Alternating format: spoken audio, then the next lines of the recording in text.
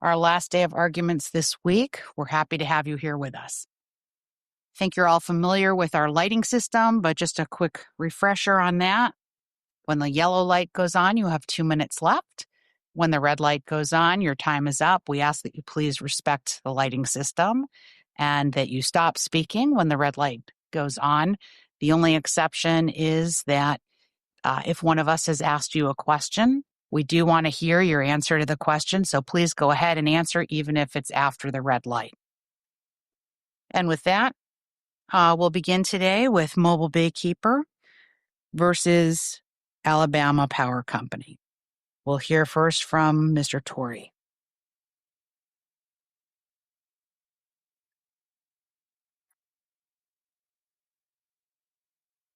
Good morning, and thank you, Your Honor. May it please the Court, I'm Nick Torrey, representing the appellant Mobile Baykeeper. I'd like to reserve 4 minutes for rebuttal. We are here on de novo review of dismissal on standing and ripeness that departed from the well-settled case law on those issues. The district court should have credited the allegations in the complaint as true, should have drawn inferences in favor of Baykeeper, should have assumed that the general allegations encompass specific facts necessary to resolve the motion, and should have assumed that on the merits of the violations that are happening now that we've set out, the court should have assumed that we would prevail on those in analyzing the issues. That did not happen. And I'll talk about standing and ripeness. I want to just briefly touch on what we set out in the complaint. Alabama Power is closing its Plant Berry coal ash lagoon by capping it with a synthetic cover, leaving ash underneath sitting in water where it is leaching arsenic and other toxic metals and pollutants into the surrounding waters. That closure is authorized by a state solid waste permit. It's actually required by the binding terms of that state solid waste permit. But it violates 3 closure standards of the federal coal ash regulations. Those rules were created because coal ash is waste that contains toxic metals and other pollutants. It's stored in a wet slurry and unlined leaking impoundments. And the rules require coal ash lagoons like Plant Berry to close, and to do so by selecting a closure method that will either comply with the performance standards for cap in place, covering it with a synthetic cover. And to do so and meet those standards, they have to separate the ash from water, or they can remove the ash. By violating the cap in place standards and closing the ash in water, Alabama Power is causing pollution that's harming our members. And so we're asking in this case to prohibit Alabama Power from closing with the ash in water. Instead, to comply with the federal closure standards to separate the ash from water and stop the source of the ongoing pollution. So, on standing... Just to jump ahead a little bit, so what's the difference as far as amount of pollution between the 2 methods of closure? Like, what's the delta that you're trying to prohibit by having them use the other method of closure instead of the cap method? Certainly. Well, these standards that we're enforcing require disconnecting the source from the surrounding waters. So, 0. And no, that's not the... Yeah, okay. There's got to be some difference between the method they're using, and so they're going to use a method where they're going to cap it, right? Correct. So what we're trying to achieve is 0 pollution. Oh, I see. That's what these standards... You're saying that their method will allow some amount of continuing pollution. Yes. Your proposed method will say no allowed continuing pollution. Correct. And that's because their plan, by design, it leaves ash sitting in water. They actually admitted in correspondence with EPA that it would leave approximately 1 million tons of ash sitting in water. EPA estimated that amount at 5 times greater, 5 million tons of ash. But regardless, a massive amount of source material continuing to leach out these pollutants. And that's the difference. Okay, so what we're trying to achieve is the lawful closure in compliance with these standards, which would remove that source, stop the ongoing pollution that's harming Baykeeper's members. Am I correct in understanding from the briefs that there's a disagreement between the parties about whether any contact between coal ash and water is permitted? Yes, Your Honor, that is correct. They argued in much of the briefing below was devoted to merits arguments about what these rules allow or don't allow. And we feel very confident that we're right about what the rules require. But regardless, that's not something that is relevant to this motion to dismiss that we're on today. So they can renew. They made all those arguments. The district court did not grant those arguments. They can renew those on summary judgment, when you send it back. But for right now, the violations that we've alleged in the complaint are the ones that we evaluate against. Can you talk to me about ripeness? This is, I guess, skipping over the injury question, which for my part I think is less hard. What can you tell me about the current status of negotiations between EPA and your opponents? Essentially, nothing has happened as to the issues in this case. So EPA is authorized by Congress in the WIN Act, which codified these coal ash programs, to investigate potential violations. And they sent Alabama Power a letter identifying potential violations, including these closure issues. And they've had some discussions. They reached a settlement agreement on other issues, not part of this case, but they did not reach any agreement on the closure issues that are this case.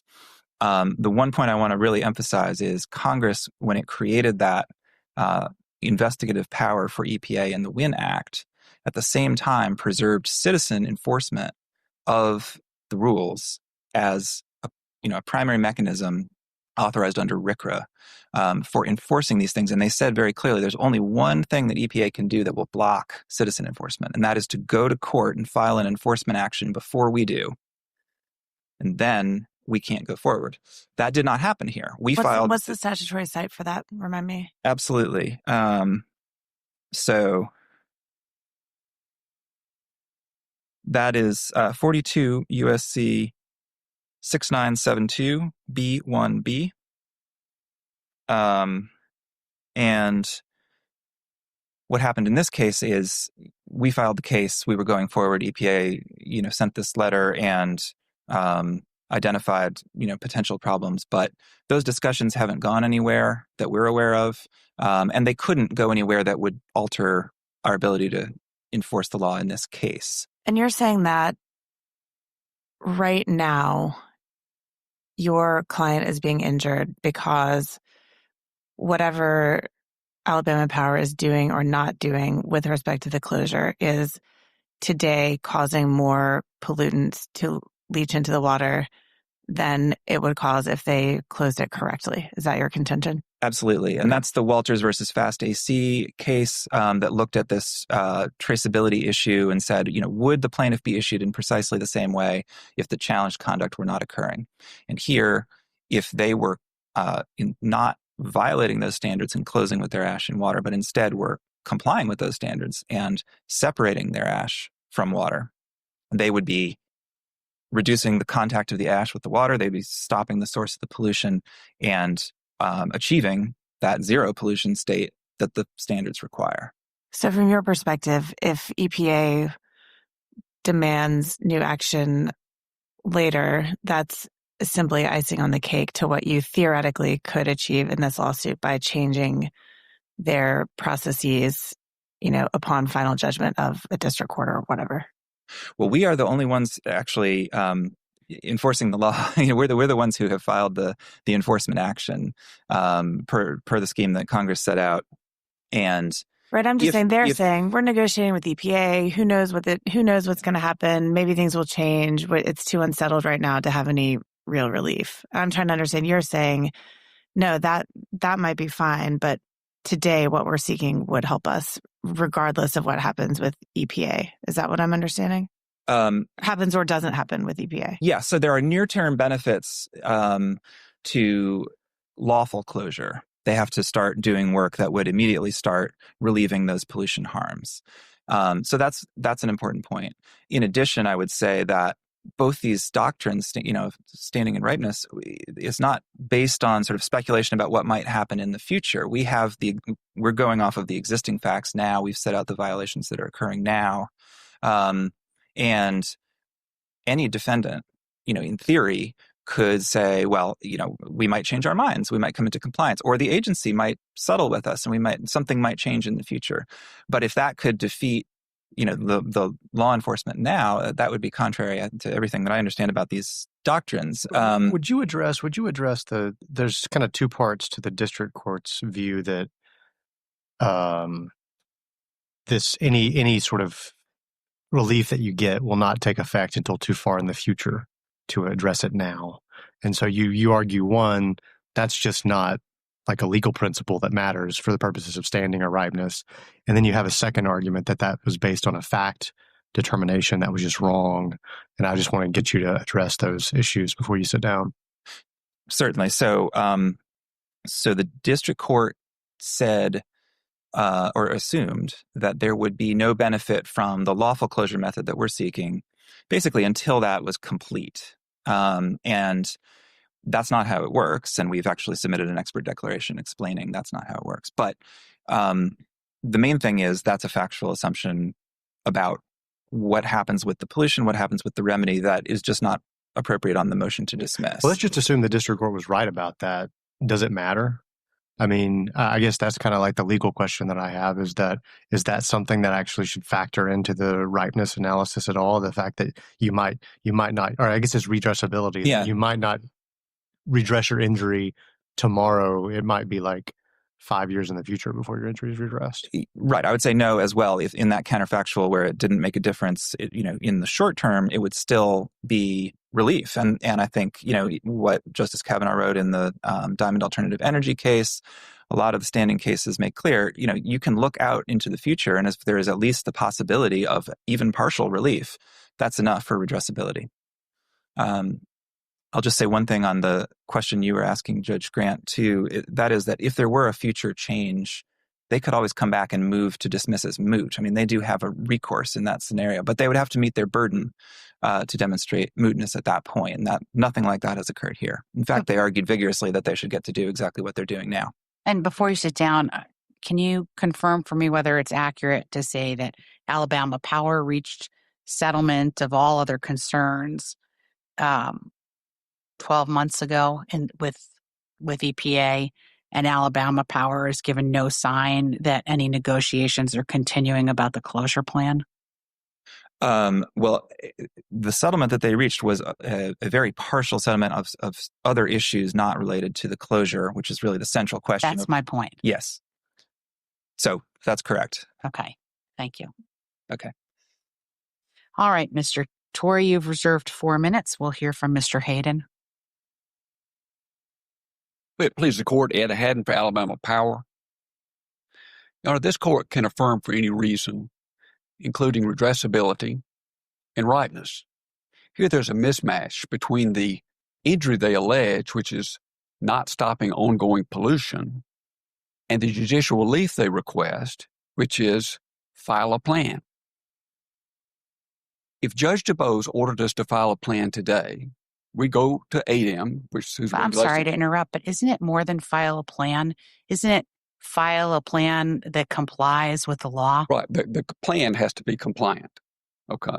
But before so it's really that an assumption that you would be then in compliance with the law when you currently are not.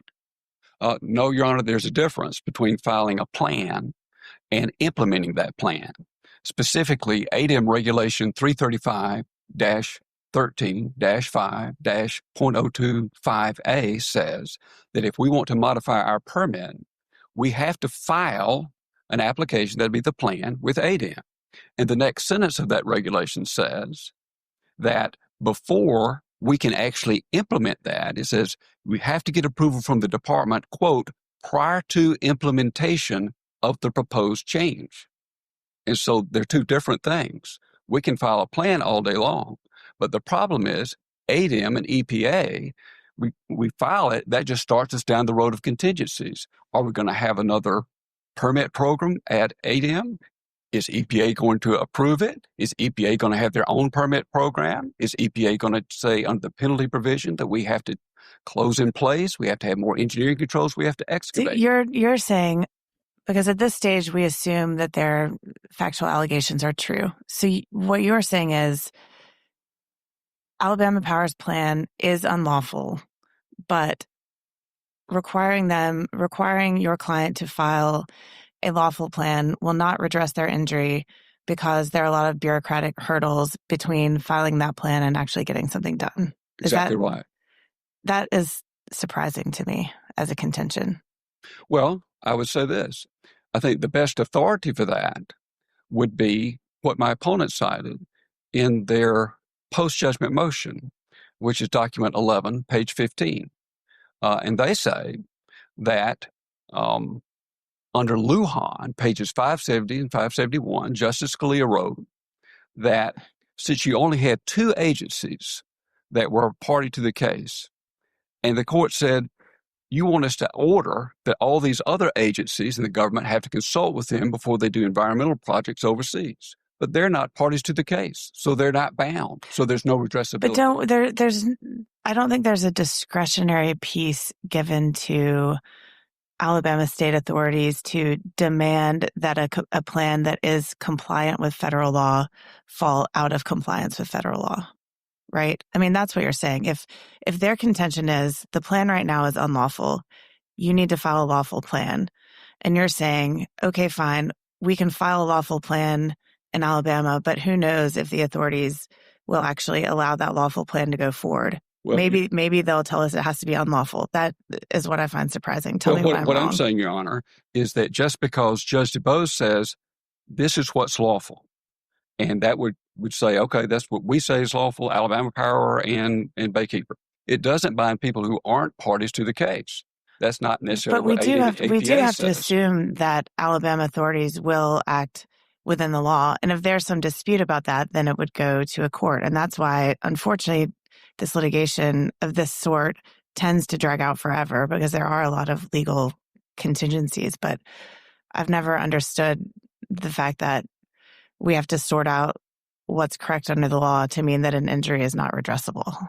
Well, I think what it means is if ADEM takes the same view as Judge DuBose and then EPA takes the same view as Judge DuBose, because EPA has the hammer under RCRA.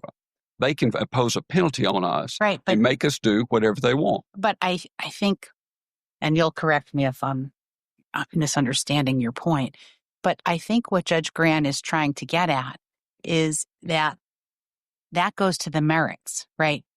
Once you're saying, they're saying you're not in compliance with federal law. Right. And EPA is going to require certain things, what we're saying that you have to do.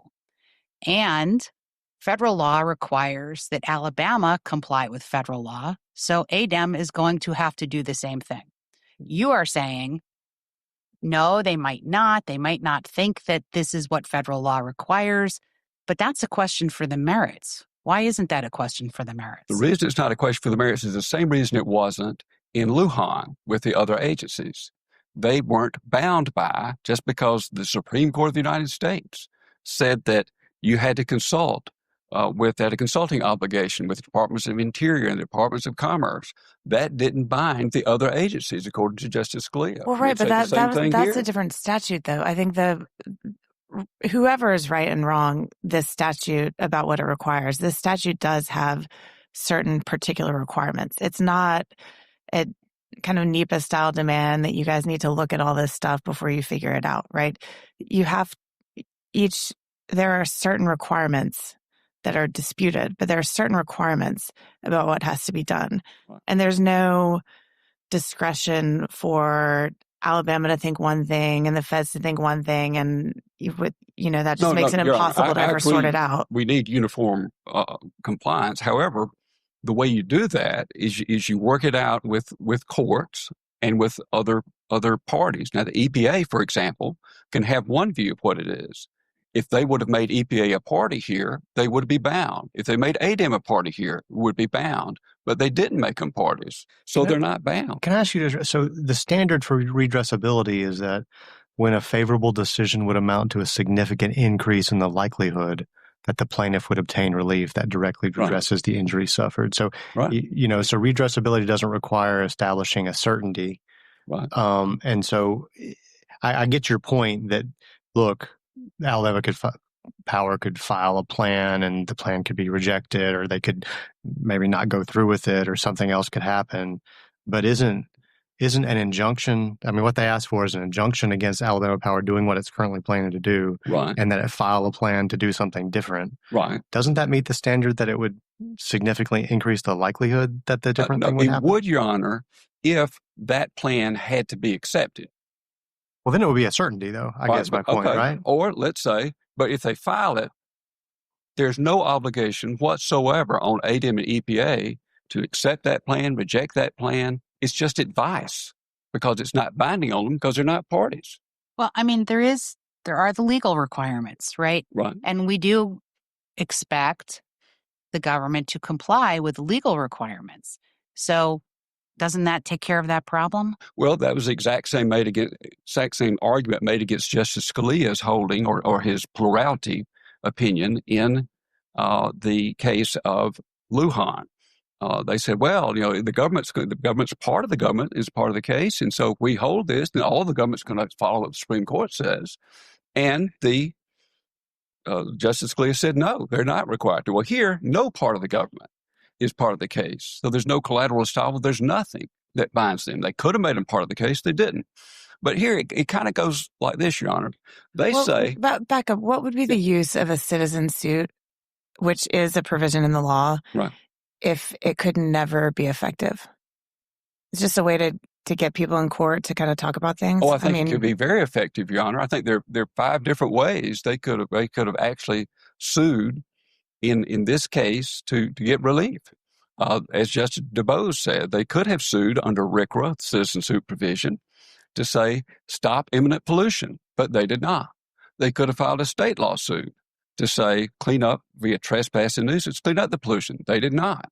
They could have filed a suit to say under your current permit, there's pollution coming out of the impoundment and you're not engaged in corrective action. Remember, the regulations have 2 parts. One part is that you close the impoundment. The other part is you have these wells around there, and if they pick up any pollution, you're required by law to clean it up, take corrective action. If we weren't doing that, they could have sued us under the citizen supervision. They did not. They could have challenged the permit in front of the Alabama Court of Civil Appeals and Supreme Court. They did not. Then the last one is, in the proceeding at EPA. But say in that last case, if EPA were not a party to that action, I think based on your earlier argument, you would say it wouldn't matter because since EPA wasn't in that case, they couldn't receive any relief. I don't totally understand what you're saying. Okay, I'm not sure I understand your question. I guess in the last case, when I'm saying, you mean in the RCRA suit about corrective action? Citizen suit about saying corrective challenge action? it when the permit challenge. Oh, the permit challenge. Why would taking down your permit to allow you to do this activity be any different than the injunctive relief that they seek here, which is an injunction against you doing this activity? Because under the ADEM regulations, we have to follow the permit, period. And so we're following it right now. If and when that permit changes, we'll follow the modified permit. But we can't change until that permit changes. And so we go file an application. Neither we nor Judge DuBose controls what the what ADEM does with that application. Did you make this permit-based argument in your briefs? Did you make this permit-based argument in your briefs? Yes, Your Honor, I made it in several places. Let me tell you, number one, I made it in page 51 of the brief, where I quote my argument at the post-judgment hearing where I say Alabama Power, has to get a permit. Number two, in the document 113, our opposition to their motion, we said on page 15, all of these arguments that would stop redressability. Number three, in our brief before this court on pages 56 and 57, with respect to redressability, we argued and saying, quote, and the order could be for naught if it addresses a different closure plan than the one that actually ultimately takes effect. Because just because we file a plan doesn't mean EPA and ADEM are going to accept it. Yeah, but if there's an injunction, I mean, what they're asking for is an injunction against you following the plan that ADEM approved and the requirement that you file a new plan to request permission to do something different. Right. I guess going back to the standard that I read about redressability, why isn't that at least we meet that sort of likelihood standard? Well, I think the question under Duke power is there a substantial likelihood or a likelihood that the redress fixes the injury at least partially or begins to. Okay. And so if we get that order, let's take all three of what they're asking for. One, a declaration that the current plan violates the rule. Okay. That goes to the merits for this purpose. Let's say they get that. Number two, an injunction to stop implementing your current plan. Well, that means we can't put the cover on it. So it's going to continue to rain. Coal ash sits there, continues to pollute. That doesn't stop pollution either. So now we go to C on paragraph C, page 17, document 1.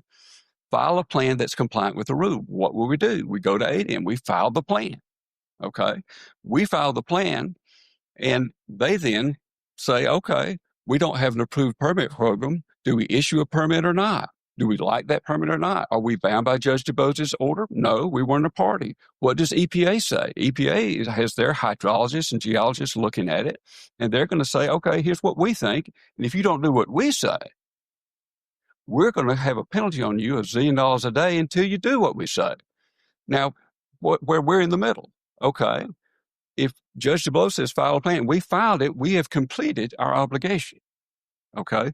We then have to have ADM under that regulation I cited has to say, okay, we have to have approval from the department, quote, prior to implementation of the proposed change. Okay. So as long as we're not implementing the new plan, pollution continues.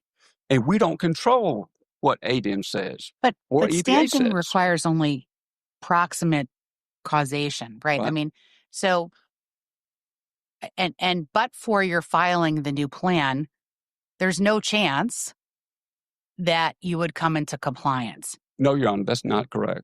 Why is that not because correct? EPA, under the penalty provision, the NOPV proceeding we're in right now, they can say, we want you to excavate, put in more engineering controls, leave it the same as you have it now.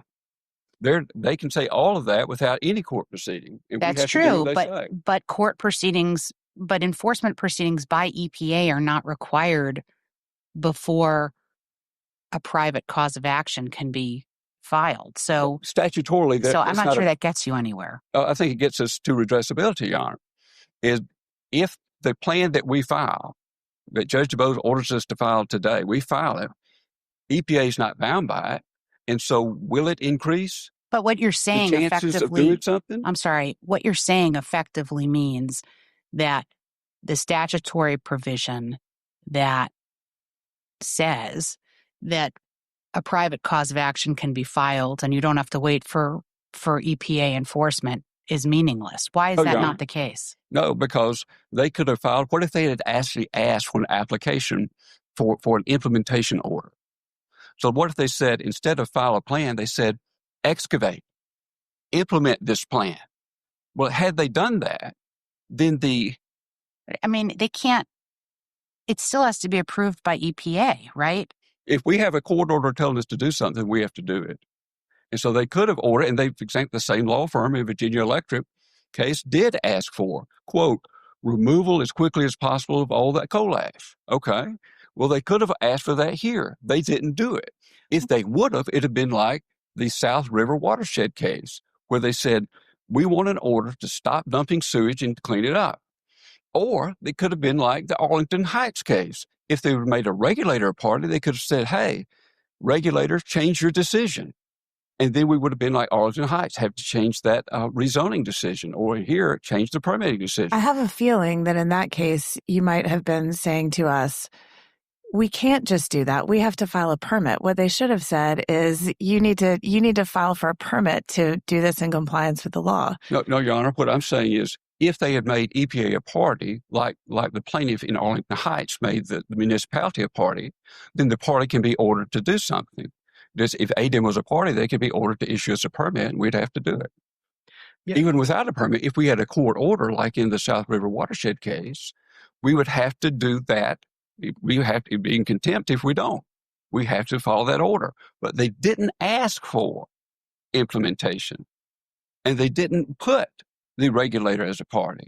They said instead, we're going to punt, file it with the regulator, and we'll see what happens. All right. Thank you very much, Mr. Hayden. And Mr. Torrey, you've got another 4 minutes.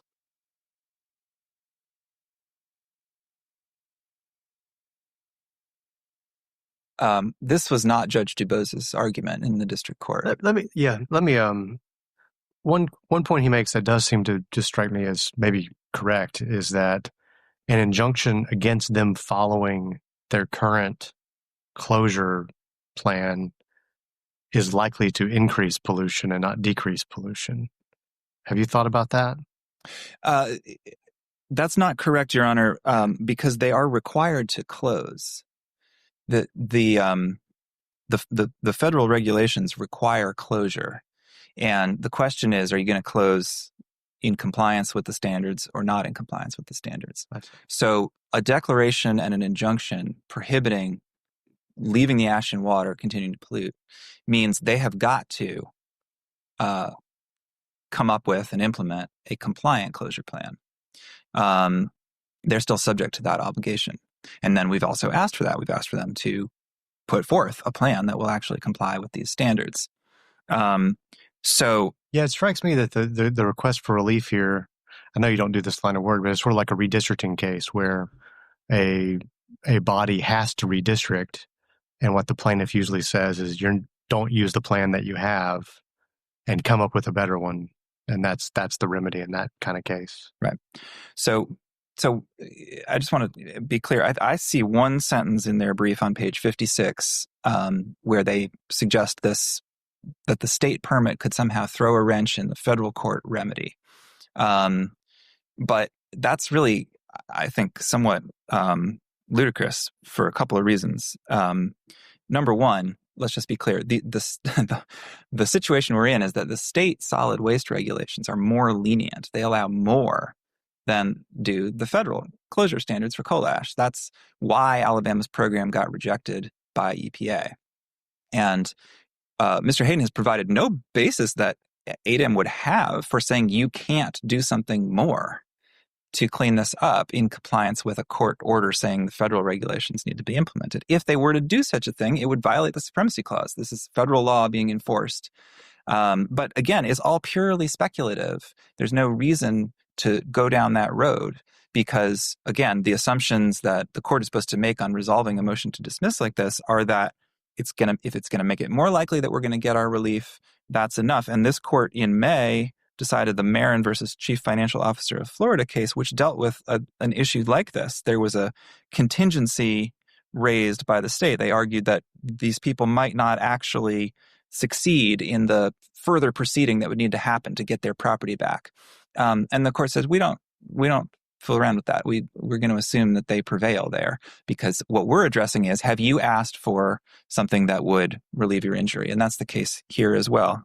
We're asking them to stop the unlawful plan and to come into compliance with the protective standards that were created in the first place to address this very problem of ongoing leaking coal ash pollution. Is there any reason, and I mean, maybe there is, why ADEM and the EPA are not parties to this?